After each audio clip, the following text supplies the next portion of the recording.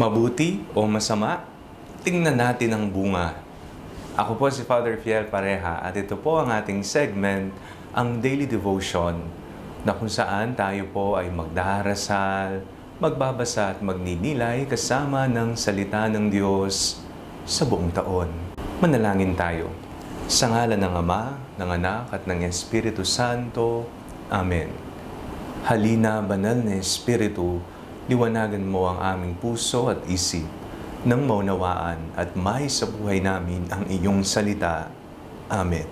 Our Bible passage for today is from the Gospel of St. Matthew chapter 7, verses 17 to 20, and I read it for you. In the same way, every good tree bears good fruit, but the bad tree bears bad fruit. A good tree cannot bear bad fruit, nor can a bad tree bear good fruit. Every tree that does not bear good fruit is cut down and thrown into the fire.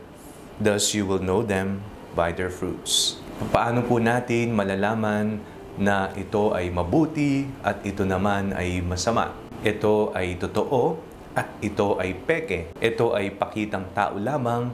Ito ay pagkakawang gawa. Yan po'y sinagot ng ating ebanghelyong ating binasa ngayong araw na ito. Ang isang mainam, mabuti at totoong puno ay mamumunga ng mabuti, mainam at totoo.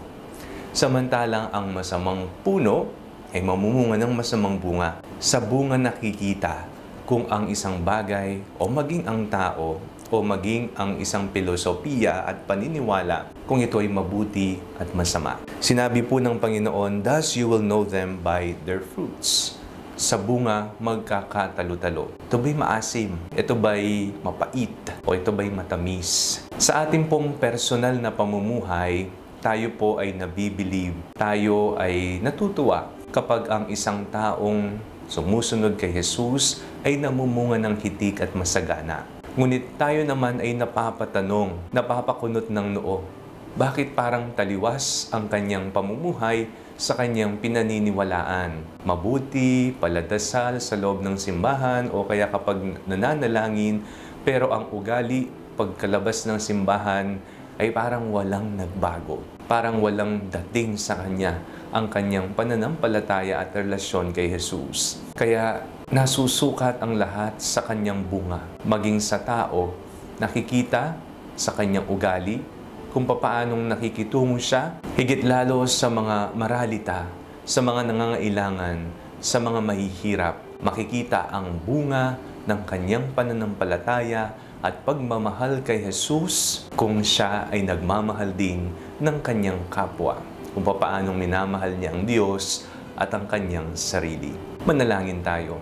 Panginoong Jesus, turuan mo kaming magmahal ng mula sa aming puso.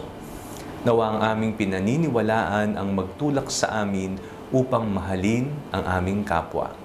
Amen. Sa ngalan ng Ama, ng Anak at ng Espiritu Santo. Amen. Huwag po ninyong kalimutang i-like ang video ito. Mag-comment po kayo and share it with your family and friends. Ang Panalangin Bago Matulog ay may sariling Facebook page na po. Huwag niyo pong kakalimutang mag-like at mag-follow dito, and do not forget to subscribe to our YouTube channel. I-click niyo lamang po ang link na nasa description ng video ito o kaya naman po just search Father Fiel Pareha. God bless you po.